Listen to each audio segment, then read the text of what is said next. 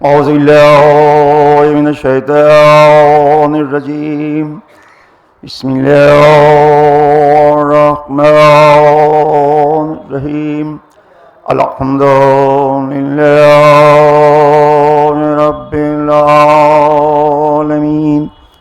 والصلاة والسلام على اشرف الانبیاء والمرسلین سیدنا و نبینا و شفیع ذنوبنا بالقاسم محمد.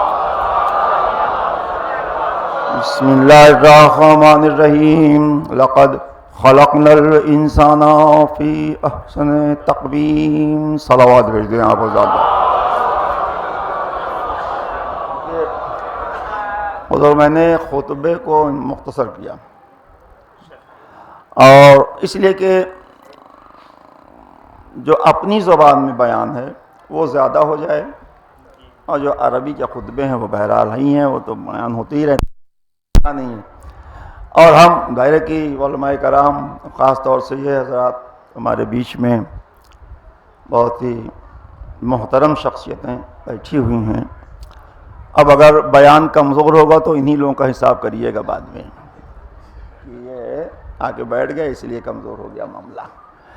لیکن میں خطاب نوجوانوں سے خاص طور سے، اور وہ حقیقت جس سے اکثریت ہماری بے بہرا بنی ہوئی ہے، اسے کسی حد تک زمینی حقیقت کو، کتابی حقیقت تو جانتے ہی آپ، جو کتاب میں ہے وہ تو آپ پڑھتے ہیں، سبھی پڑھتے ہیں، صاحبان علم ہے، نہ کہ جونپور کا مجمع. اور تو یہاں وہ میں زیادہ کتاب نہیں الٹوں گا، کچھ تجربے ہیں، زمینی حقیقت ہے.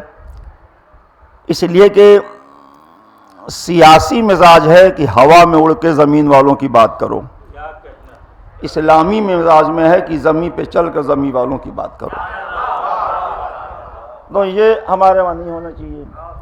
ہم زمین پہ چلنے والے لوگ ہیں. اگر سیرت معصوم دیکھیں گے تو یہی آپ بیان کریں گے، بچپن سے ہم لوگ سنتے چلے آئے ہیں، علماء کرام سے کتابوں میں بھی ہے کہ مولا بصرہ کے راستے پہ آگے بڑھ گئے اور کوفہ کٹنا تھا وہ نہیں کٹے، تو اس نے یہودی نے کہا آپ کہاں جا رہے ہیں، راستہ بھول گئے. کہا نہیں میں راستہ نہیں بھولا ہوں، میں تو راستہ دکھانے والا ہوں. بھئی یہ ہے کہ جس دین کو میں مانتا ہوں اس دین میں ہے کہ کچھ قدم آگے بڑھ کے پھر مسافر کو چھوڑا جائے، وہی میں اس کو انجام دے رہا تھا. تو اگر یہ زمین پہ ساتھ میں نہ چلتے تو کہاں سے وہ کلمہ پڑھتا یہودی؟ اس نے کہا اتنی چھوٹی بات آپ کے دین میں ہے تو بھی مجھے آپ کلمہ پڑھا دیجئے. اس کا مطلب ہے زیادہ تر حصہ خاموش کردار کے بولنے کی بنیاد پہ تبلیغ کا حصہ بنا ہے جو ہمارے بیچ میں ہے. آپ سمجھے جو میں کہہ رہا ہوں؟ زیادہ تر تبلیغ معصوم خاموش کردار سے نکلی ہوئی آواز تھی جو دلوں میں دھس گئی، اور وہ زبان پہ کلمہ حق انہوں نے اختیار کر لیا. اور یہی وجہ ہے کہ آپ جانتے ہیں کہ جو بحث ہوتی ہے اکثر کہ 40 سال نبی خاموش رہے. بہت واقعہ سنا ہوگا اس سلسلے میں، بڑی فکریں آپ کے بیچ میں ہوں گی، آپ کی اپنی بھی فکر ہوگی، اس لیے کہ عوام کی زیادہ فکریں ہیں، مولوی تو کم ہو گئے، زیادہ فکریں اپنی رکھتی ہیں، اور رکھنا بھی چاہیے، اس لیے کہ اللہ تو سب کو عالم دیکھنا چاہتا ہے. اب ہم نہیں بن پاتے تو مجبور ہیں کہ بھئی کیا کریں، نہیں علم ہے تو دوسرے سے لے لیں، ورنہ آن بہاف تو مولوی آپ کے کام کرتا ہی ہے. جب آپ کہتے ہیں تو آپ کا حق پڑھتا ہے، وہ آپ کے بغیر تو پڑھ نہیں سکتا، تو آپ پڑھواتے ہیں اس لیے پڑھ. اگر آپ خود پڑھ لیں تو پڑھ لیں. جنازہ سامنے رکھا ہے، بیٹے سے پوچھ لیا پڑھ دوں، بھئی تم پڑھ سکو تو تم ہی پڑھ لو، نہیں پڑھ پاؤ گے اچھا مجھے اجازت دو میں پڑھا دوں. تو وہ تو بیچارہ خود ہی آپ کو دعوت دے رہا ہے کہ اگر آپ خود بن جائیں تو مجھے کوئی شکوہ نہیں ہے اس معاملے میں، لیکن بن تو جائیں. اللہ تو سب کو صاحب علم دیکھنا چاہتا ہے. تو میں عرض کر رہا تھا کہ رسول کی 40 سال خاموش زندگی، 23 سال بولتی ہوئی زندگی، 63 سالہ زندگی رسول کی. تقسیم کریے کتنا خاموش ہے کتنا بولے. کہا زیادہ حصہ تو خاموشی میں چلا گیا. جس نبی کو یہ علم تھا کہ میں 63 سال کے لیے آیا ہوں، میرے بعد کوئی نبی نہیں ہوگا، میں آخری نبی ہوں، ختم نبوت کی منزل پہ آیا ہوں، اس کے بعد 63 سال کی علم رکھنے والا رسول 40 سال ایسے گزار دیا. یا رسول اللہ جلدی جلدی کریے کام، آپ کو تو معلوم ہے، ہمیں نہیں معلوم کہ مجھے موت کب آئے گی. تو ہم ذرا سا بھائی غافل ہو جائیں کہ آج نہیں کل کر لیں گے. جسے معلوم ہو کل ہی مر جانا ہے وہ تو بڑی تیزی سے کام کرے گا نا، جو مقصد لے کر آیا ہے. یا رسول اللہ جلدی کریے، خاموشی نہ اختیار کریے، یہ 40 سال ویسٹ کریے آپ مکے کی سرزمین پر، لیکن وہ 40 ہی سال ہی، اس لیے کہ آپ جانتے ہیں کسی بھی عمارت کی بنیاد میں زیادہ وقت لگتا ہے، تعمیر میں کم وقت لگتا ہے. آپ کے تجربے کی بات میں کر رہا ہوں. میں نے کہا زمین کی بات ہے یہ کہ جب آپ بنیاد ڈالتے ہیں کتنی مضبوط ڈالتے ہیں آپ، کتنا وقت لگتا ہے. لوگ شکوہ کرتے بھی آپ مکان بنا کیا بنا، ابھی بنیاد ہی نہیں مکمل ہوئی. لیکن جب بنیاد مکمل ہو جاتی ہے تو 1 ہفتے میں تعمیر ہو جاتا ہے مکان پورا. دیوانیں کھڑی ہو گئی ہو، چھتیں لگ گئی ہو، سب ہو گیا. اس کا مطلب بنیاد میں وقت زیادہ لگتا ہے. اللہ نے اپنے نبی سے بھی دین کی بنیاد میں 40 سال کا وقت لیا کہ آپ بنیاد ڈالیے اس کی، بعد میں 23 سال میں عمارت اسلامی مرتب ہو جائے گی، اس میں کوئی مسئلہ نہیں ہے. پہلے 40 سال بنیاد کو اتنا مضبوط کر دیجئے کہ جب توحید آپ پہنچائے تو انکار کرنے والا بھی توحید کو اپنے دلوں سے نکال نہ پائے، اور اگر نکالے بھی تو اسی کے سائے میں اپنے کو چھپانے کی کوشش کرے. کہ آپ کے حق کی سب سے بڑی جیت و فتح یہ ہے کہ جو باطل ہے وہ بھی حق کہہ کے چلا. میں کہہ رہا کے بیچ میں کہ جو غلط تھا بے ایمان بھی اپنے کو ایماندار کہہ رہا ہے، جاہل بھی عالم بن رہا ہے. کیوں؟ اس کا مطلب عالم اچھی چیز ہے. اور نہ کہتا بھائی میں جاہل ہوں، میں کیا کروں، مجھ سے کوئی مطلب نہیں ہے، میں عالم نہیں ہوں. لیکن عالم بننا بتا رہا ہے کہ جاہل علم کے سائے میں اپنے کو چھپانے کی کوشش کر رہا ہے. جتنے بھی لفظوں کو لائق احترام قرآن نے بنایا، اس کے کردار میں بندہ ڈھلا نہیں، لیکن اس لفظ کا لباس اپنے اوپر ڈھال کر لوگوں کے بیچ میں بنا رہا. کیوں نہیں کہتا باطل میں باطل ہوں، حق اچھی چیز نہیں ہے. جو جھوٹا ہے وہی کہتا ہے کہ میں کبھی جھوٹ نہیں بولتا. اس کا مطلب وہ جانتا ہے کہ جھوٹ بولنا غلط ہے. صداقت کی سب سے بڑی جیت یہی ہے کہ جھوٹا بھی سچ بن رہا ہے. آپ سنے نا آواز بھیجے آواز. یعنی جو سب سے بڑا مسئلہ یہی ہے، آپ کو باریکی جو آپ کے ذہن میں ہے، جو آپ روز سنتے دیکھتے ہیں. میں نے کہا 40 سال نبی خاموش رہے، خاموشی کا نتیجہ آپ کے ذہن میں ہوگا. لیکن میں اپنے آپ سے خود کہہ رہا ہوں کہ نبی کی سیرت میں بتایا کیا. آپ بہت پہلے جو آفیسز ہوتی تھیں اس میں اسٹائکر لگا رہتا تھا، آفس کے باہر ہندی میں لکھا رہتا تھا کام ادھک باتیں کم. یہ ورکرز کے لیے لکھا رہتا تھا کہ بھائی آپ لوگ باتیں نہ کریے، کام کریے. کام ادھک باتیں کم، یہ ہے مکمل سیرت رسول. 40 سال خاموش، 23 سال بولنا بتا رہا ہے کہ ہم بولے کم ہے، کرتے زیادہ رہے. اور کرنا ہی اسلام کا مزاج ہے بنیادی، بولنا مزاج بنیادی اسلامی نہیں ہے. جو 40 سال اس کے بعد جب عبادت آپ کو دی، عبادت 70 کا تماز واجب والی سمجھ لیجئے، پرسنٹیج جا کے گھر نکال لیجئے گا. 40 سال خاموش، 23 سال بولے، 70 کا تماز دی. جوڑیے کتنی خاموش ہے، بتائیے، آپ بتائیے نماز کتنی خاموش ہے. 17 میں 6 رکعت نماز بول کے، 11 رکعت نماز خاموش.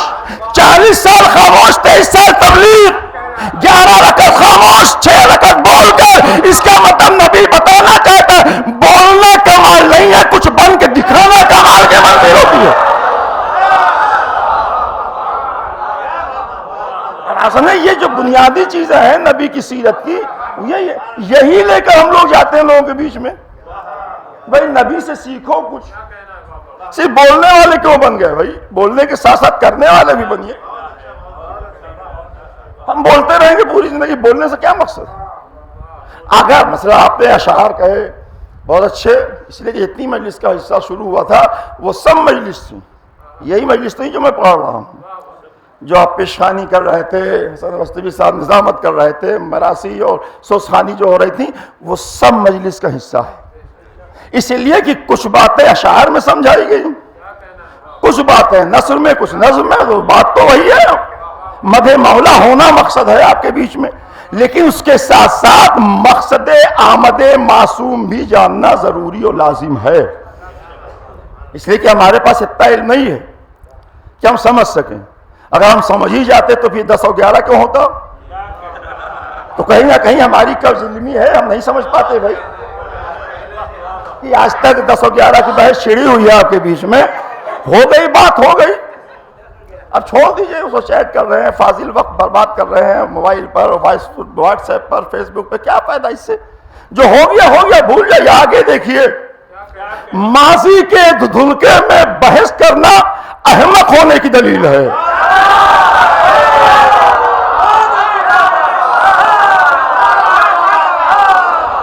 روشن مستقبل کی تعمیر کرنا عقل مندی ہے، اب ایسی بھول نہ ہو، اس سے احتیاط کرنا ضروری ہے، اس لیے کہ اگر غلطی نہ ہو تو اصلاح کیا ہوگی؟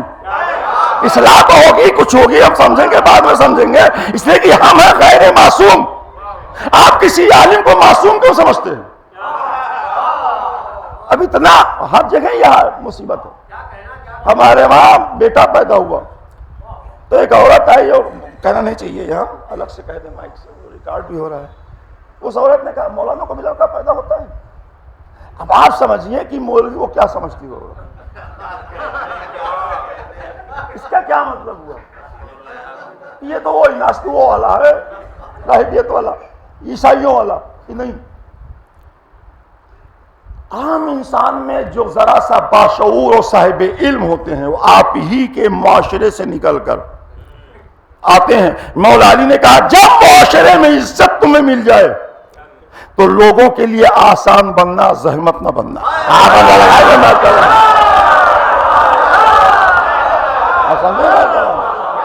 آسان بن جاؤ، آسان بن جاؤ لوگوں کے لیے، جتنے ہی بڑے ہوتے جاؤ اتنے ہی آسان ہوتے جاؤ، جب آسان ہوتے جاؤ گے تو اس کی جزا اللہ دے گا کہ تو نے اپنے بندوں میں، اپنے چاہنے والوں کے لیے زحمت نہیں بنے، آسان مل گئے، جب چاہ مل گئے، جب چاہ ملاقات ہو گئی، جب چاہ راستے میں پکڑ لیا، جب چاہ دروازے پہ آگے، نہیں اپوائنٹمنٹ نہ لینا پڑے تم سے،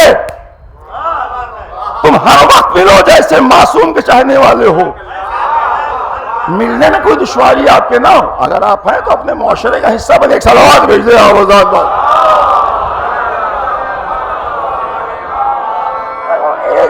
ایک چیز اور سمجھ لیجئے، ایک بات اور میں عرض کر دوں آپ کے بیچ میں، کہ ایک شخص آیا، دیکھیے تاریخ و واقعات اور روایات میں کچھ باتیں سرکار وہ ہوتی ہیں کہ جو اس زمانے میں کچھ لوگ کہہ گئے، ہم نہیں کہہ پاتے، ہم جانتے ہیں تب بھی نہیں کہہ پاتے، بہت کم لوگ جرات رکھتے ہیں اپنی غلطیوں کے اظہار کا، ہر آدمی نہیں رکھتا، اور یہ سب سے بڑی شرعی سوجھ بوجھ ہے، غلطیوں کا اعتراف کرنا۔ اگر اعتراف نہیں ہوگا تو ندامت نہیں ہوگی، ندامت نہیں ہوگی تو توبہ نہیں ہوگی، توبہ نہیں ہوگی تو مغفرت نہیں ہوگی۔ اصلاح کے لیے نادم ہو جانا اپنی غلطیوں کی، کسی غلطی کے ساتھ غلطی پہ غلطی کرتے رہنا، یہ ہمارے لیے نہیں ہے، یہ آپ کے لیے نہیں ہے۔ آپ کریے، ہو جا، غلطی ہو گئی بھائی، ہم سے ہو گئی، ہم لوگ کہہ دیتے ہاں غلطی ہو گئی، اس میں کون سی بڑی بات ہے؟ ہم غیر معصوم ہیں، انسان ہیں، غلطی ہو گئی۔ اگر غلطی ہم سے نہ ہوتی تو شریعت میں کہیں بھی باب توبہ نہ کھولا جاتا۔ باب توبہ کھولنا بتا رہا ہے، تم سے غلطیاں ہوں گی، گناہ ہوں گے، لیکن پھر نہ کرنا کہ مجھ سے توبہ کر لو، ہم تمہیں بخش دیں گے، یہ موجودگی بتا رہی ہے آپ کی۔ تو ہم اپنے حق کو، میں نے کہا نا وہ سورہ 3 کی آیت مبارکہ میں نے ایسے ہی بس غیر ارادی طور پہ آگے زبان پہ میں پڑھ دیا، اور ارسال ثواب میں عام طور سے۔ تو اس شخص نے کیا کہا؟ امام سے آنے والا کہہ رہا ہے مولا میں آپ کو نبی کا بلا فصل خلیفہ و جانشین مانتا ہوں۔ ٹھیک ہے، مانو بھائی، میں آپ کو مولا مانتا ہوں قدیر والا، ٹھیک، میں آپ کو مولا کائنات مانتا ہوں، میں آپ کو پہلا امام مابعد دشواری کیا ہے آپ کو اس کے بعد، کہا سب مانتا ہوں، لیکن جب سامنے گناہ آ جاتا ہے تو اسے بھی کر لیتا ہوں. یہ جرات سب نہیں کر پائے گا کہنے کی. اس زمانے کے اس شخص نے کیا، بہت بڑی بات تھی. ہم چھپاتے رہتے ہیں سب. اسے مولا میں کیا بتاؤں، آپ سے کہہ دوں میں گناہ بھی کر لیتا ہوں جب سامنے آ جاتا ہے. اب امام کو کیا کہنا چاہیے کہ بھئی ایسا ہے تم میری معرفت نہیں رکھتے. یہ لفظ بڑا عام ہے ہمارے بیچ میں، معرفت نہیں رکھتے، معرفت مجھے پہچانو. کیا جواب الٹ دیا امام نے. کہا بھئی اب تم ایسا کرو، جو کچھ مجھے مانتے ہو مانو، اپنے آپ کی عزت کرنا شروع کر دو. امام کہہ رہے ہیں اپنی عزت کرنا، 3 بار کہا اپنی عزت کرنا شروع کر دو، اپنی عزت کرنا شروع کر دو، اپنی عزت کرنا شروع کر دو. اپنے کو پہچان لو. مولا آپ کو جانتا ہوں، اب میں کیا پتا نہیں اپنے کو. تم اپنے آپ کو نہیں پہچانتے، تم اپنی عزت نہیں کرتے. یہی دشواری ہے ہماری. ہم لوگوں سے اپنی عزت کرواتے ہیں، ہم خود اپنی عزت نہیں کرتے.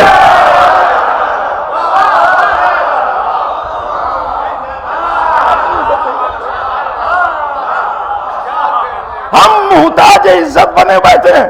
کوئی ہم کو عزت دے، سلام کرے. رسول کا واقعہ پڑھیں گے کہ نبی ہمیشہ سلام پہ سبقت حاصل کرتے تھے. ہم منتظر ہیں کوئی سلام کرے. اور ہیں نبی والے، نبی کلمہ پڑھنے والے سچے امتی ہم ہی ہیں. اگر ابھی چھپ گئے دیوار کے پیچھے کہ آج میں پہلے سلام کروں گا، تو نبی نے قریب پہنچتے ہوئے کہا ابھی تم پر میرا سلام ہو. گھبرا کے نکلے، یا رسول اللہ آج میں چاہتا تھا آپ کو سلام کرنا. کہا تم اتنے بامعرفت صحابی ہو کہ تمہیں اتنا نہیں معلوم کہ نبی کی نگاہیں دیوار کے اس پار بھی دیکھتی ہیں.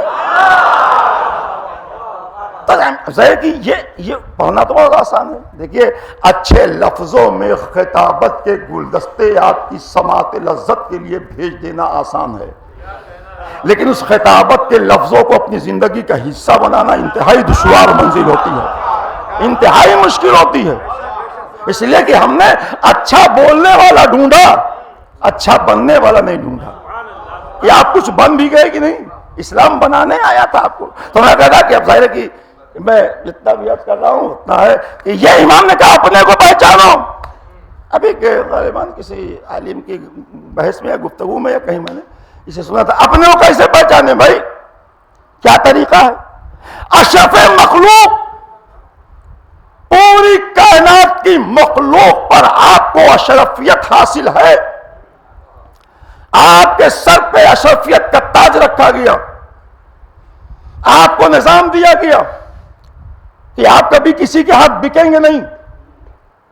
آپ چائے پہ بکنے لگے، کھانے پہ بکنے لگے، کچھ روپے پہ بکنے لگے. توہین ہے خلقت انسانی کی. اللہ کے علاوہ اور کسی کے ہاتھ بکنا توہین خلقت انسانی ہے. اس کا جواب دینا پڑے گا، جواب دینا پڑے گا. میں نے تجھے اپنے لیے خلق کیا تھا، انا للہ، ہم تو تیرے لیے ہیں. کہتا رہا انا للہ اور رہتا رہا کسی اور کے لیے. ہم نے کہا تھا ہم نے زندگی دی ہے، تم ہمیں واپس دو، ہم تمہیں جنت دیں گے. اور تو ہوٹلوں پہ چند چائے کے بدلے اپنے آپ کو بیچ بیٹھے. یہ میری ایسا تقویم کی خلقت کی توہین کی تو نے، اس کا جواب دینا پڑے گا تمہیں. کہ اللہ نے بنایا کچھ، آپ بنے کچھ، تو آپ پہچانیے اپنے آپ کو. اور جب پہچانیں گے تو کیسے؟ مثلا ہمارے صفدر صاحب ہیں، عسکری صاحب ہیں، میں بھی ہوں. کہیں سڑک پہ بس کا انتظار کر رہا ہوں کھڑے ہو کر. ایک مرد مومن دوڑا ہوا، سرکار آپ لوگ یہاں کہاں بھی بس آ رہی ہو، ہم لوگ جانا ہے پروگرام میں. اچھا تو ایسا کریے کہ آپ ذرا سا اس پار چلیے. کیا ہے؟ کہ عبد الرحمان بڑا نمازی و مومن آدمی ہے، وہ بڑا اچھا سا پانی پوری بناتا ہے، چلیے کھا لیجیے. اس سڑک کے کنارے ہی ٹھیلا ہے اس کا. بتائیے، پوچھیے ان لوگوں سے کہ آپ جائیں گے؟ نہیں جائیں گے نا. شیروانی ٹوپی پہنے یا ماما پہنے یا باقبا پہنے ہوئے آپ جائیں گے؟ نہیں جائیں گے. کیوں؟ حلال تو ہے نا، حرام تو نہیں ہے. مسلم کے ہاتھ کا بنا ہوا ہے. پانی پوری بھی حرام نہیں ہے، حلال ہے. پھر آپ کیوں نہیں کہا نہیں ہمارے لیے مناسب نہیں ہے؟ ابھی سڑک کے کنارے امامہ پہن کے جب یہ کھائیں گے تو لوگ کیا کہیں گے؟ بھئی یہی لوگ کیا کہیں گے، یہی اگر ذہن میں باقی رہ جائے تو کبھی گناہ غلط کام ہو ہی نہیں سکتا۔ یہ ہے اپنے کو پہچاننا کہ آپ نے اپنی عزت کرنا شروع کر دیا کہ اگر میں ایسا عمل کروں گا تو لوگ کیا کہیں گے۔ بھئی یہی عزت اپنی کرنا سیکھ لیجئے، گناہ سے خود بخود دور ہوتے چلے جائیں۔ صلوات بھیجے آپ حضرات بہت۔ ہم اپنے آپ کو دیکھیے، ہم زیادہ وہ آپ کے بیچ میں کوئی غلط سینس میں نہیں آپ کی بات کو لے جانا چاہتے، اس لیے کہ آپ جانتے ہیں کہ ہم مسلمانوں کے ذاکر ہیں، شیعہ کے کم ہیں، اس لیے کہ 30 سال سے میں میلادیں پڑھ رہا ہوں اکیلا اپنے علاقے میں 2-3 ضلع میں، اور اب تو کوئی میلاد پڑھتا نہیں، تو میلادیں مل جاتی ہیں خالص اہل سنت کی، اور کانفرنس ان کی جو بھی ہے اس میں شرکت کرتا ہوں، تو وہ رسول کے اوپر زیادہ گفتگو وہ ساری چیزیں، اس لیے کہ یہی منبر سبب بنا ان کے بیچ داخل ہونے کا۔ ذکر رسول اور آل رسول ہی پہنچے ہم وہاں تک۔ ایک تعلیمی کانفرنس میں بول رہا تھا، وہاں کچھ لوگ اس گاؤں کے لوگ آئے تھے، اللہ جیسی جس کی ہدایت کا راستہ کھولے، وہ بیٹھے ہوئے تھے ایک بزرگ، جب ہم بول چکے اس کے بعد دوسرے دن گھر پہ آئے ہمارے کہ ہمارے وہاں ایک مجلس ہوتی ہے، میں اہل سنت سے ہوں۔ ہاں ٹھیک، وہ آپ پڑھ دیجئے اب کی سال، ہمیں بہت اچھا لگا آپ نے وہاں تقریر کی۔ ہاں چلیے، چلے گئے۔ اب جب ایک بار گئے تو پھر دوسری بار گئے، پھر تیسری بار گئے، اب اس نے انگلی پکڑائی، میں نے پہنچا پکڑا اس کا، اور آج وہاں صورتحال ہے کہ حی علی خیر العمل کی اذان ہو رہی ہے۔ جو اصل چیز ہے وہ یہ ہے، ہم اپنوں کے بیچ بیٹھ کے اپنوں کو اپنے جیسا نہیں بنا پاتے۔ کیا دشواری ہے، کیا مشکل ہے بھائی۔ آپ غیر سے چاہتے ہیں کہ وہ شیعہ ہو جائے، آپ خود کیوں نہیں شیعہ ہو جاتے؟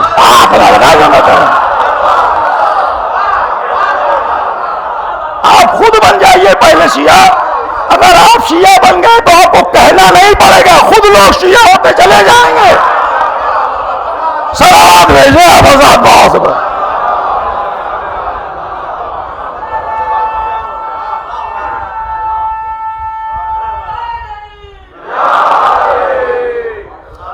ظاہر ہے کہ میں بہت جلدی اسی لیے پڑھ رہا ہوں، نہ کوئی کوٹ کر رہا ہوں نہ کچھ کر رہا ہوں۔ میں نے پہلے ہی کہا تھا کہ میں کتاب زیادہ نہیں کوٹ کروں گا اس وقت، اور بہرحال میں آ بھی نہیں پاتا زیادہ، بہت دور تک مشکل ہو جاتا ہے، اتنی مصروفیت رہتی ہے اس طرف۔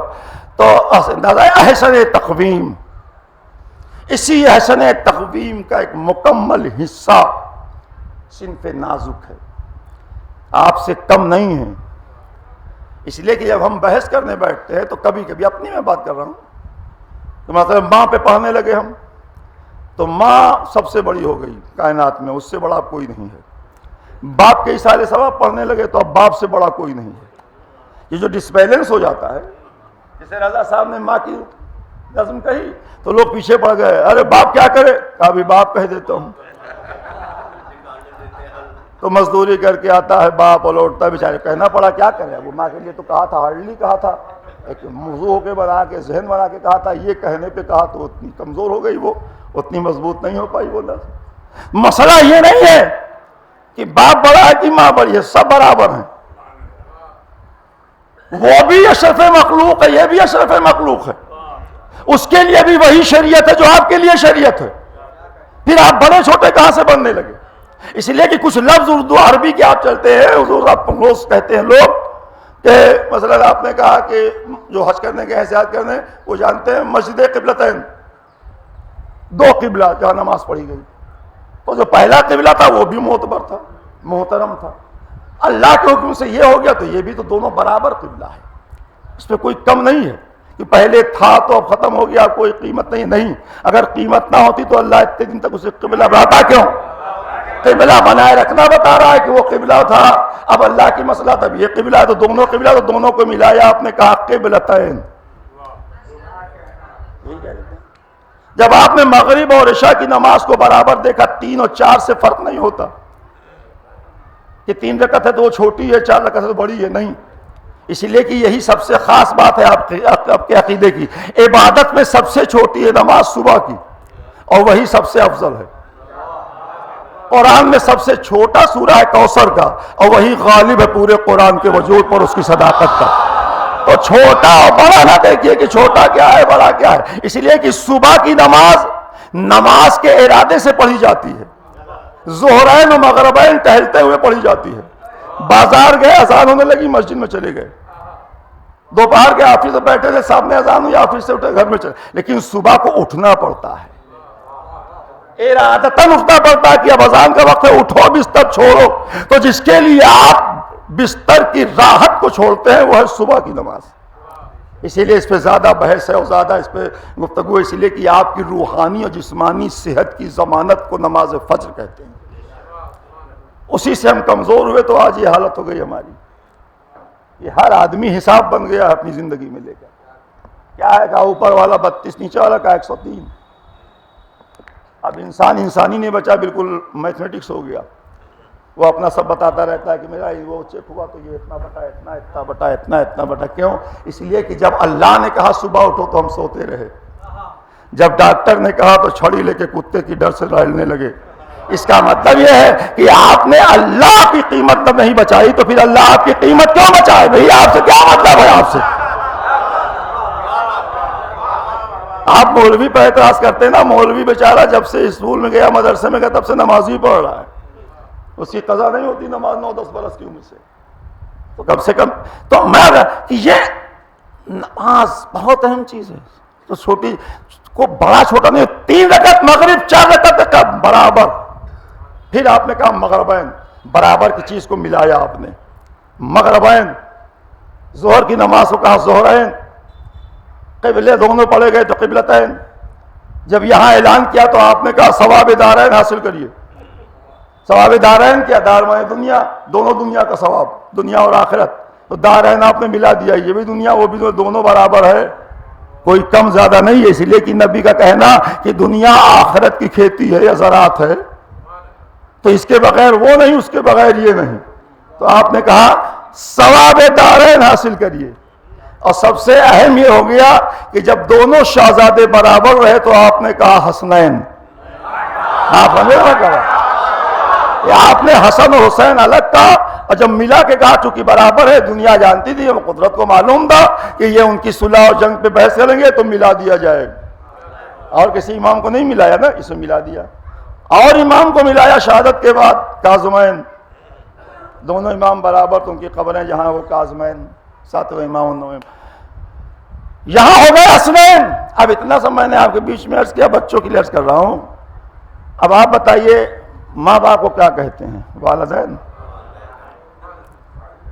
والدین اگر آپ کہتے ہیں تو اس کا مطلب ماں اور باپ برابر ہیں، حلقہ عمل الگ ہو سکتا ہے، ان کا کام الگ ہو سکتا ہے، کبھی آپ یہ نہ سمجھئے کام سے کوئی چھوٹا بڑا ہو، دیکھیں میں مجلس پڑھ رہا ہوں، مولانا آپ درس دے رہے ہیں، اب ان سے آپ کہیے کہ چلیے آفس میں کلرک بن جائیے، نہیں بھیا میں نہیں بن پاؤں گا، میں درس دے رہا ہوں، تو جس شعبے میں جو ہے اس شعبے کی ضرورت کو پورا کر رہا ہے، اسی شعبے میں وہ ہے، ماں اپنی ضرورت پوری کر رہی ہے، باپ اپنی ضرورت پوری کر رہا ہے، اتنا سیدھی سیدھی بات ہے، یہ گھر کے اندر مشقت وہ باہر مشقت، اسی لیے اللہ نے صرف اتنا ہی نہیں کہا احسن تقویم، لقد خلقنا الانسان فی احسن تقویم، پھر کہا ما خلقت الجن والانس الا لیعبدون، سورہ بلد میں اللہ نے کیا کہا؟ اس کو آپ پڑھتے ہی نہیں برابر، لقد خلقنا الانسان فی کبد، میں نے انسان کو مشقت کے لیے خلق کیا، یہی بندہ بھول گیا کہ مشقت کے لیے خلق کیا کہ عبادت کے لیے، اسی لیے کہ کوئی عبادت بغیر مشقت کے وجود میں آتی ہی نہیں،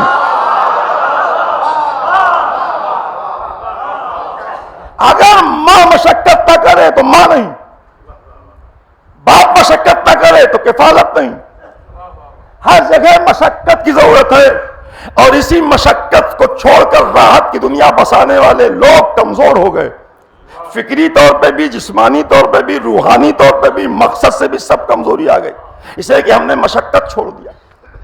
مشقت کے 2 راستے تھے کہ آپ کی ضرورت بھی پوری ہو اور جسمانی طاقت بھی آپ کی بڑھتی رہے۔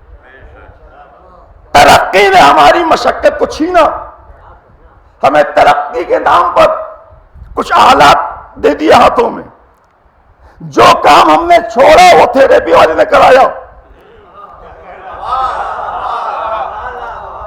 کیا ہے کتنی فیس ہے؟ کہا 900 جمع کریے. کیا کرنا ہے؟ کہا ایسے سے دونوں ہاتھ کریے. یہ کیا؟ کہا یہ 2 رول ہے وزنی, اسے 15 منٹ آپ کو کرنا ہے. یہ تو پہلے اللہ نے کہا تھا کہ کپڑا خود اپنا دھلو, تو اگر آپ خود اپنا کپڑا دھلتے رہتے تو یہ وہاں کیوں کرنا پڑتا؟ گھر ہی میں ہو جاتا تھا وہ کام. اگر وہ نل آپ چلاتے رہتے جو گھر میں لگی تھی تو یہ والا کام وہاں نہیں کرنا پڑتا, گھر ہی میں ہو رہا تھا. تو ساری تھیریپی تو آپ کی ضرورت پورا کرنے کے بہانے اللہ نے رکھی تھی. ہم نے سب چھوڑ چھاڑ کے ترقی کو اختیار کر لیا. اب ہاتھ بھی کمزور, جسم بھی کمزور, چہرہ بھی کمزور, آنکھ بھی کمزور, سب کمزور ہو گئے. کیوں؟ اس لیے کہ ہم نے اپنی مشقت کی دنیا اجاڑ کر راحت کی دنیا بسائی ہے.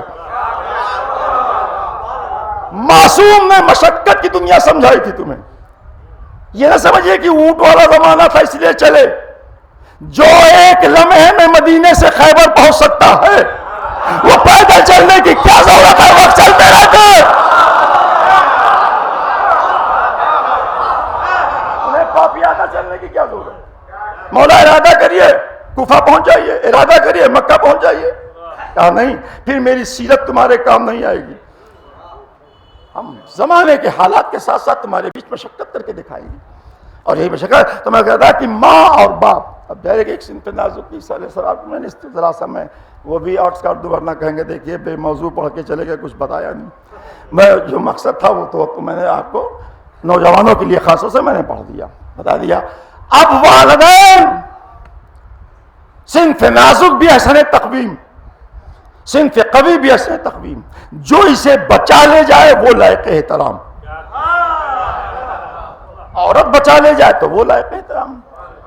اگر لائق احترام مردوں کے مقابل عورت کہیں کہیں نہ ہوتی تو یہ عمل آپ کا آتا کیوں؟ بھئی عورتوں سے اللہ دوڑائے صفا و مروہ کے بیچ سمجھ میں آتا ہے. عورت کے نقش قدم پر عورت دوڑے جو حج کرنے جائے, یہ مرد کے دوڑنے کی کیا ضرورت ہے؟ مرد 7 بار صفا و مروہ دوڑے گا تو کیا سوچے گا؟ یہی نا حاجرہ دوڑی تھی تو حاجرہ دوڑی تھی, عورتیں سمجھ جائے کہ ایک ماں بچے کی پیاس کے لیے پریشان تھی, اسے ممتا سمجھ میں آ جائے, اس کے لیے بیٹے کی محبت اضافہ ہو جائے تو وہ دوڑے. آپ کیوں دوڑے بھائی؟ اللہ نے کہا نہیں تمہیں دوڑنا ہے. اس کا مطلب یہ ہے کہ اللہ نے اس میں کوئی فرق نہیں رکھا. اگر خاتون لائق احترام بنی تو مردوں کو ان کے نقش قدم پہ دوڑا کے ان کے مرد ہونے کے غرور کو توڑ دیا. کہ تم یہ نہ سمجھو کہ تم بہت بڑے ہو گئے. ہر جگہ کا اپنا عمل ہے, ہر جگہ کا اپنا اختیار ہے, ہر جگہ کا اپنا انداز ہے.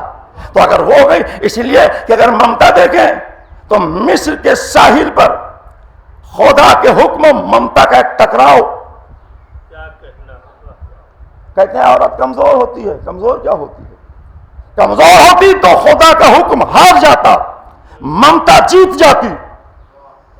ممتا چور چور ہو گئی, حکم الہی سامنے کھڑا ہو گیا.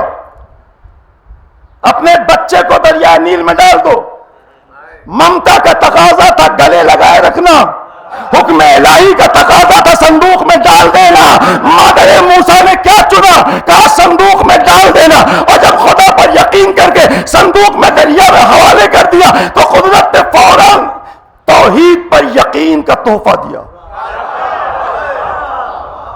مجھ پر یقین کر لیا نا. اب لو کہا جس دھارے پہ بہ رہا تھا دریا اس کے برس موسیٰ کا صندوق چلا. ماں مسکرانے لگی, یہ بچہ عام نہیں ہے, دیکھو کس طرح سے الٹے دھارے کے ساتھ جا رہا. اگر خدا پر یقین کرو, پہلے یقین کرو بعد میں تحفہ الہی لو. پہلے نہیں بعد میں ایک سوال بھیجے آواز. دیکھیں ظاہر ہے کہ ایک ماں کی صورتحال میں جب آ جاتی ہے, فارمیٹ میں آ جاتی ہے عورت, پھر اس کا تو جواب ہی نہیں ہے. اگر واقعی وہ ماں ہے تو پھر اس کا کوئی جواب نہیں ہے.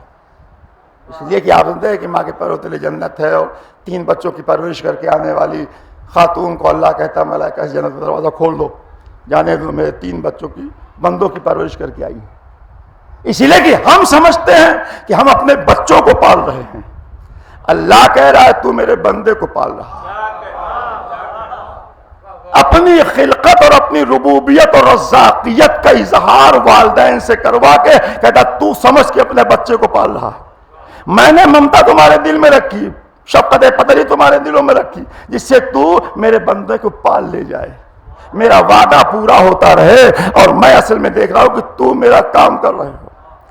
اسی لیے والدین کی اہمیت بڑھ گئی کہ اطاعت کے ساتھ ساتھ ان کی پیروی کرو، سر جھکائے رکھو، شانوں کو گرائے رکھو، لہجہ کمزور رہے۔ اب یہ نہ ہو کہ 30 دن خوب قرآن پڑھا رمضان کے مہینے میں، کیا ہے بھائی، کہا قرآن کی بہار ہے، ارے کچھ مقصد بھی ہے کہ بہار ہے۔ ایک صاحب نے ہم سے کہا ہم 20 منٹ پڑھتے ہیں ایک بار، ہم نے کہا بھیا 10 منٹ پڑھیے، ہم سے کیا مطلب، صحیح بھی پڑھتے بھائی، صحیح پڑھتے بھائی، پڑھیے، ہم کیا کریں، کہا میں پورے مہینے میں 10-15 قرآن پڑھ لیتا ہوں۔ میں نے کہا فائدہ، ارے اللہ کی کتاب پڑھتا ہوں، فائدہ ہی نہیں۔ کہا بتائیے تو آپ کو کیا فائدہ۔ اسی لیے کہ عید کی صبح کو جیسے ہی آپ واش روم کی طرف چلے کہ غسل کر لیں، ویسے ہی نیچے سے لیٹے ہوئے ضعیف باپ نے کہا بیٹا یہاں ہو، باتھ روم سے بیٹے نے کہا ابا آپ بھی ایسے وقت پہ، ابھی آ رہا ہوں، بچے رہیے۔ تو 30 دن پورا قرآن پڑھ کے جب ایک لفظ اف نہ سمجھ میں آیا،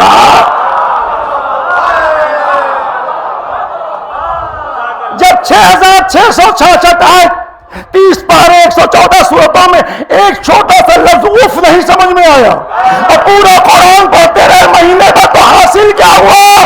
ارے خدا کی قسم 10 آیت روز پڑھو، لیکن اس آیت کو اپنی زندگی کا حصہ بنا کے دنیا کے سامنے آؤ، تب سمجھ میں آیا قرآن کی تلاوت کیا ہوتی ہے۔ صلوات بھیجو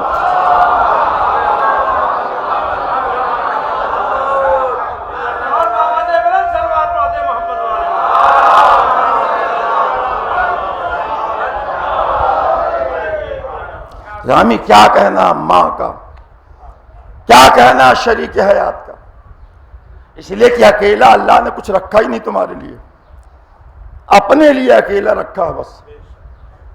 میں صرف خدا کی ذات، آپ کو ہمیشہ 2 کر کے ایک کو کامل کیا۔ اگر رات اور دن نہ ملے تو کامل نہیں ہوگا، صرف رات ہی رات رہے تو بیکار، دن ہی دن رہے تو بیکار، دونوں کو ملایا تو جا کے مکمل 24 گھنٹہ آپ کا وجود میں آ گیا۔ جسمانی طور پہ آپ نے دیکھا، 2 آنکھوں سے دکھایا، 2 کان کے شیروں سے سنایا، 2 لبوں سے بیچ میں بلوایا، 2 دانتوں کے بیچ میں غذا چکھائی، 2 سماعتوں سے سنوایا، 2 ہاتھوں سے دکھوایا، 2 پیروں سے چلوایا، پھر ایک کہاں ہو گئے آپ؟ ایسے اگر بیوی اور شوہر نہ ملے تو زندگی ادھوری، آپ کامل نہیں ہو پائے۔ جب یہ دونوں مل جاتے ہیں تو کامل ہوتے ہیں۔ ارے جب کامل ہوئے دونوں ملنے پر تو پھر بے کامل کیوں بدل رہے ہو اپنے آپ کو؟ کامل بنے رہو بھائی آخر تک۔ اسی لیے کہ دنیا ہے جنت میں رہنے کی تربیت گاہ، آپ وہاں کیسے رہیں گے اس کی تربیت یہاں دی جا رہی ہے۔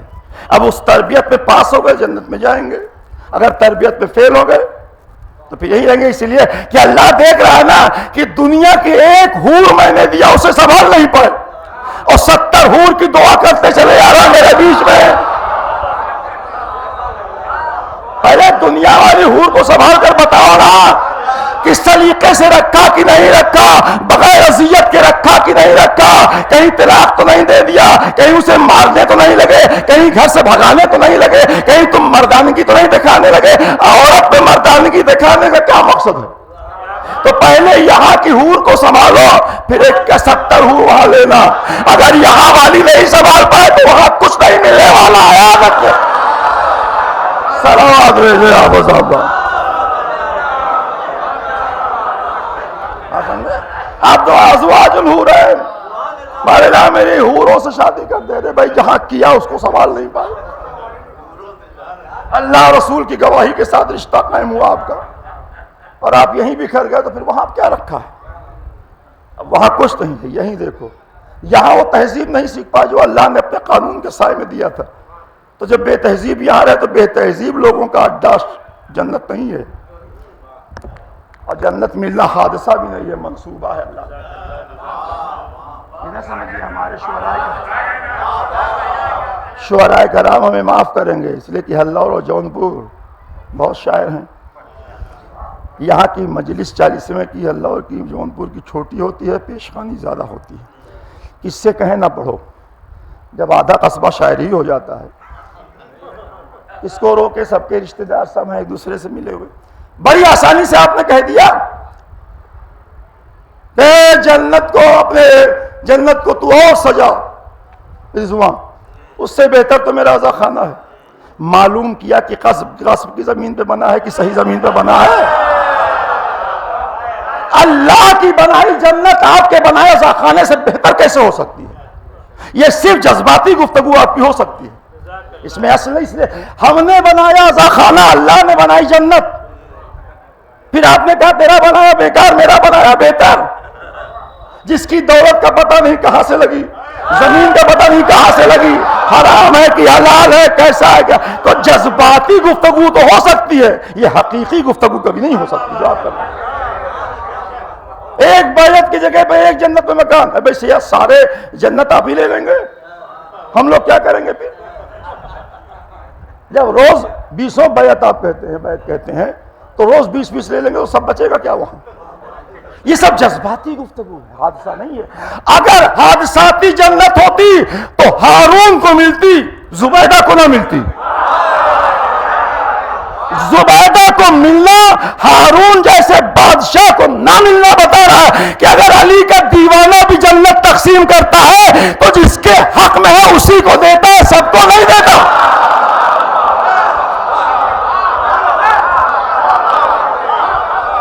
آپ سمجھے؟ سب کو نہیں مل جاتی۔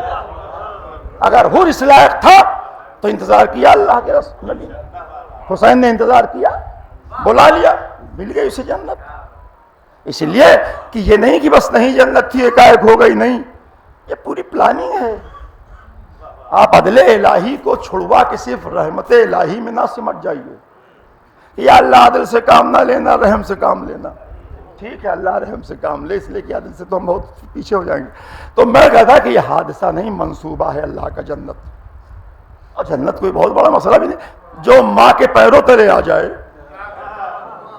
اس لیے کہ اردو ادب میں کوئی چیز پیر کے نیچے کہی جاتی تو حقیر مانی جاتی ہے۔ اللہ کہتا داہنے ہاتھ میں ہے، بائیں ہاتھ میں ہے، اللہ کے رسول نے کہا نہیں، جنت پیروں تلے ہی، اتنا حقیر ہو گئے۔ ہم تو اتنا احترام کرتے جنت کا، اللہ کا رسول کہہ رہا نہیں جنت تو ماں کے پیروں تلے ہے۔ اب بس اب اتنے سے سمجھ لیجئے کہ ماں کے لحاظ سے کہ آپ کبھی بھی گھر سے بھوکے نکلیں گے تو باہر آپ کو طعام نہیں ملے گا، بھوکے ہی بھوکے رہیں گے۔ کبھی طواف کعبہ و مزار حسین پہ جنت نہ ڈھونڈیے گا اگر گھر کی جنت کو چھوڑ کر آئے ہیں۔ پہلے گھر والی جنت کو لے لو، اماں راضی ہیں آپ، خوش ہیں ہم سے، وہ جنت پیر نیچے والی مجھے دے دو جس سے جہاں جاؤں وہاں جنت ملے۔ اگر اسے ٹھکرا کے گئے ہو تو کہیں جنت نہیں ملنے والی ہے، جنت تمہارے مقدر میں ہو ہی نہیں سکتا۔ اللہ کہے گا گھر والی چھوڑ دیا تو یہاں کیا ڈھونڈتے آئے ہو؟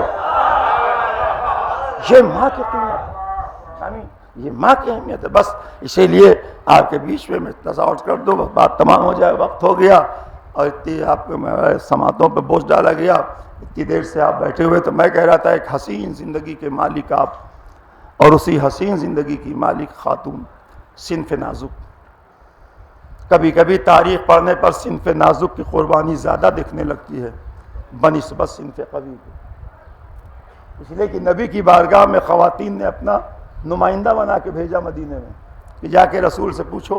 آئی وہ کیا ہے؟ کہا خواتین نے کہا ہے کہ جا کے رسول سے پوچھا جائے کہ مجھ پہ جہاد کیوں نہیں ہے۔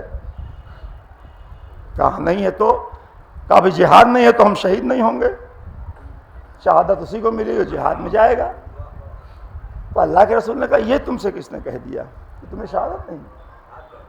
میدان جہاد میں جانے والا ایک تلوار کے وار میں گلا کٹوا کے شہید ہوتا ہے، اور تم اگر رضا الہی کے حصول میں اپنے گھر کے آنگن میں روز تنقید کی تیریں کھا کھا کے مر کے زندہ ہو جا رہی ہو تو تم سے زیادہ شہادت کا شرف تمہیں ملتا ہے کہ تم صبح سے شام تک اپنے سسرال کے آنگن میں تنقید کی تیر سے زخمی ہو کر رات کے بستر پہ سو کے صبح کو پھر اگر زندہ اٹھتی ہو اس حوصلے کے ساتھ کہ یہ تو میرا گھر ہے، میں نے اللہ پہ چھوڑ دیا۔ کہا تم روز شہادت کا درجہ پاتی ہے۔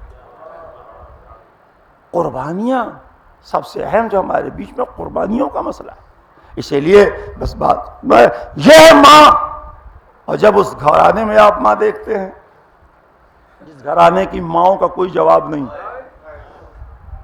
اس لیے کہ آپ جانتے ہیں صاحبان علم سے اس بات کی کچھ حد تک تصدیق اور اصلاح دونوں، کہ شہزادی کونین حضرت فاطمۃ الزہرا سلام اللہ علیہا، جب آپ سنتے ہیں آپ کا نام فاطمہ، آپ نے سنا ہوگا، میں بھی پڑھتا ہو سکتا ہے یوٹیوب وغیرہ پہ دیکھا ہو کہ یہ پہلی بات تو نام رکھا نہیں گیا فاطمہ زہرا کا. ظاہر میں دنیا میں رسول کی آئی بیٹی کا نام پہلا فاطمہ تو ہے نہیں، اس کے پیچھے فاطمہ بنت عمرو حضرت ابو طالب کی ماں، فاطمہ بنت اسد مولا علی کی ماں، فاطمہ زہرا حسنین کی ماں، فاطمہ بنت حسن پانچویں امام کی ماں، فاطمہ بنت موسیٰ کاظم معصومہ قم، وہی فاطمہ.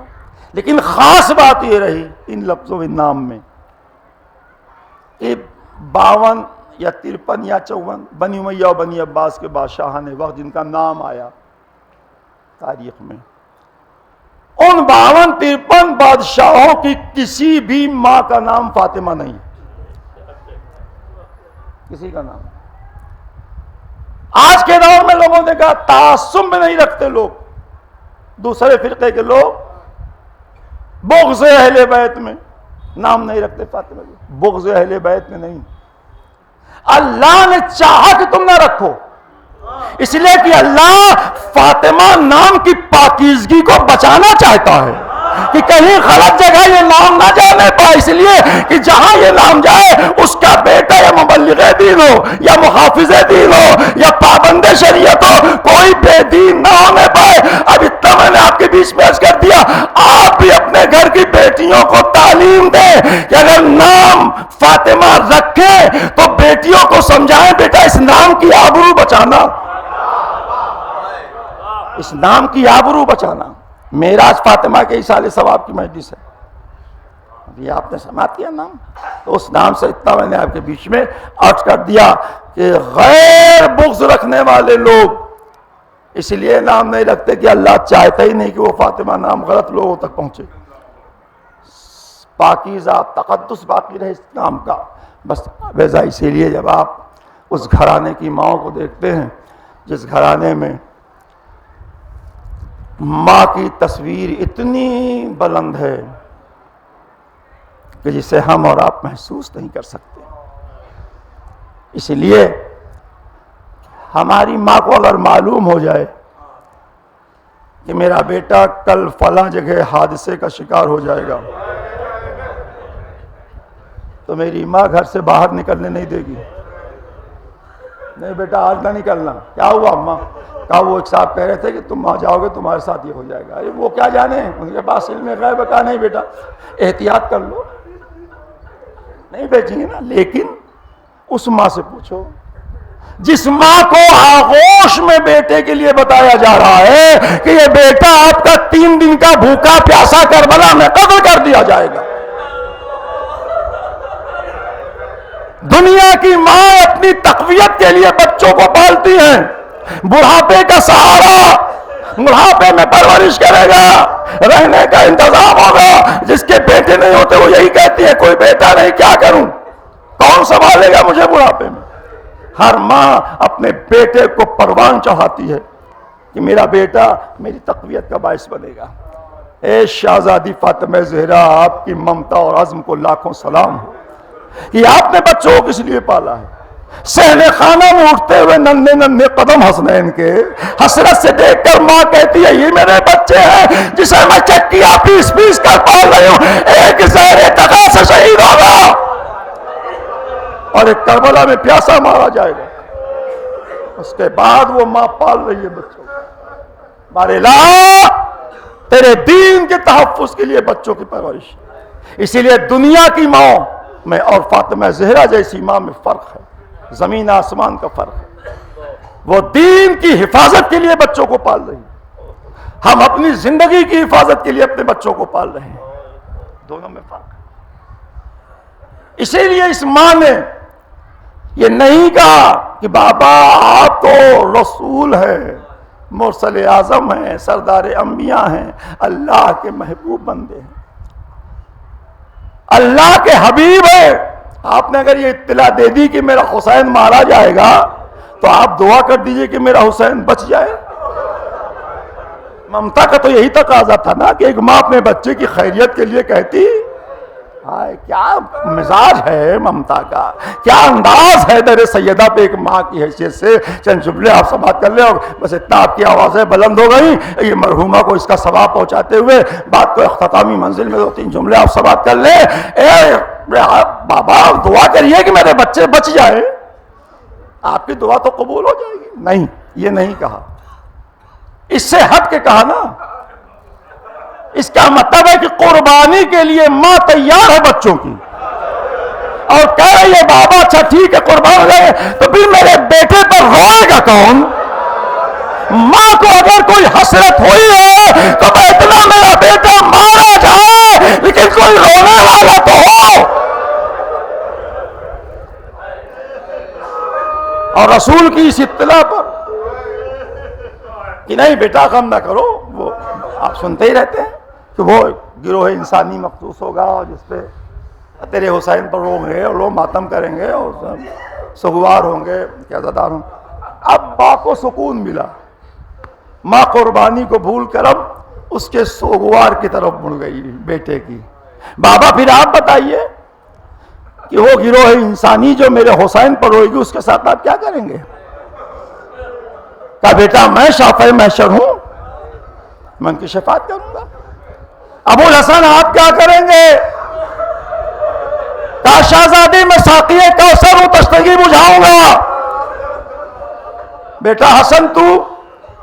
کہا اماں ہم دونوں بھائی جوانان جنت کے سردار ہیں، ہم ان کی قیادت کریں گے، نگہبانی کریں گے۔ جب پوچھ چکی تو اب رسول نے کہا بیٹا اب تو بتا کہ تو اپنے بیٹے حسین کے سوگوار اور رونے والوں کے ساتھ کیا کرے گی ہاشم؟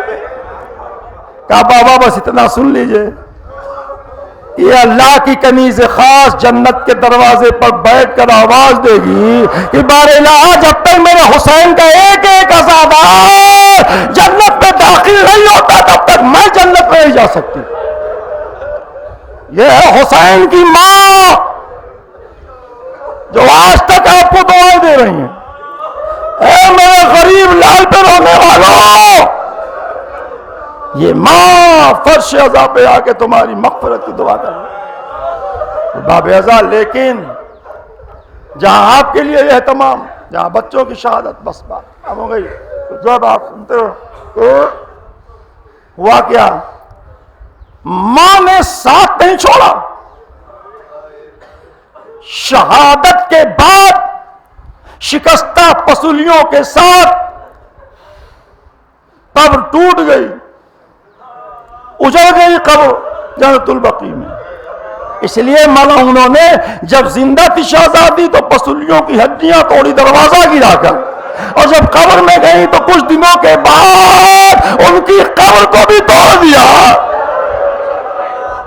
اتنا احتیاط کیا شہزادی نے کہ بچوں تک اذیت نہ پہنچے، جو آپ سنتے رہتے ہیں۔ جناب فضہ کہتی ہیں کہ ایک دن میں نے دیکھا کہ جب شہزادے اور میرا مولا علی گھر میں نہیں ہے تو میں نے دیکھا کہ میری شہزادی ایک ہاتھ دیوار پر ایک ہاتھ پسلیوں ہڈی پہلو پہ رکھے ہوئے چل رہی ہیں۔ اس کے پہلے ان کی موجودگی میں نے دیکھا کہ دونوں ہاتھ چھوڑ کر چل رہی تھی۔ میں نے پوچھ لیا شہزادی کل شہزادوں کی موجودگی میں آپ دونوں ہاتھ چھوڑ کر دھیرے دھیرے چل رہی تھی، آج کیا ہو گیا؟ آج کچھ زیادہ درد ہو گیا آپ کے پہلو میں کہ آج آپ نے دیوار کا سہارا لے لیا؟ کہا نہیں، درد تو اتنا ہی ہو رہا تھا لیکن میں چاہتی تھی میرے بچے میری اذیت سے آگاہ نہ ہو، انہیں اس کی اذیت نہ ہو، ایسی ماں۔ بس جب اس ماں اس دنیا سے چلی گئی، اس کے بعد بھی ماں نے ساتھ نہیں چھوڑا۔ اور بس آپ پر ختم ہو گئی گفتگو. اس کا ثواب معراج فاطمہ مرحومہ کو پہنچاتے ہوئے بات کو تمام کروں. اللہ ان کی مغفرت ہے کہ کرے اور ان کے ماں گناہان صغیرہ و کبیرہ کو معاف کرے. بس چند جملے کہ یہ ماں پسلیوں کو سنبھالے ہوئے کربلا تک پہنچ گئی. اے لال میں تجھے کیسے تنہا چھوڑ دوں؟ اگر پورا گھر جا رہا ہے مدینہ چھوڑ کر تو ماں بھی قبر کے پاس نہیں. زینب جیسی بھی بھائی سے آ کے کہہ رہی ہے بھیا کیا ممکن ہے کہ میرا خیمہ بدل دیجئے؟ کہا بہن کیا ہوا؟ جی آئی کیا ہو گیا؟ کہا جب سے میں خیمے میں گئی ہوں خیمے کی پشت سے ایک رونے کی آواز آ رہی ہے جسے میں برداشت نہیں کر پا رہی ہوں. ارے بہن بس اتنی سی بات. کہا کہا یہ کوئی اور نہیں میری ماں. یہ برابر آپ روایت سنتے ہیں یہ میری ماں جو مدینہ چھوڑ کر میرے ساتھ آئی ہیں. بس ارباب ازا آخری جملہ اور بات تمام کہ جب شمر ملعون گرفتار ہو کے مختار کے دربار میں آیا مختار نے کہا اپنی زبان سے بتا کہ تو نے کربلا میں کتنے مصائب ڈالے. کہا حاکم جانتا تو پوچھتا کیوں ہے؟ کہا نہیں اپنی زبان سے بتا. اس نے بتانا شروع کر دیا. کہتے کہتے تاخیر ہو گئی. کہا میں نے خیمہ جلانے کا حکم دیا, میں نے سکینہ کو تماچے مارے, میں نے زینب کی چادر اتاری, میں نے تازیانے توڑے. بہت جب دیر ہونے لگی تو مختار نے کہا تو رک جا, تیرے ظلم کی ایک طویل فہرست ہے, رک جا. اب تو سمیٹ کے اتنا بتا دے کہ وہ کون سا ظلم تھا جسے انجام دینے میں تجھے خود مشکل ہوئی ہو, خود دشواری ہوئی ہو. بس تجھے خود دشواری ہوئی ہو. کہ حاکم کیا پوچھتا ہے؟ سارا کام میرے لیے آسان تھا, ایک بڑا مشکل عمل تھا. کیا؟ کہا جب میں حسین کی طرف آگے بڑھا خنجر لے کر تو میں باقاعدہ محسوس کر رہا تھا کوئی بی بی گردن سے لپٹ کر کے ہائے میرے لال کی خطا کیا ہے. میں یہ سن رہا تھا مختار نے سروں سیدھا اے ظالم وہ کوئی اور نہیں میرے آقا حسین کی ماں فاطمہ زہرا کربلا کی سرزمین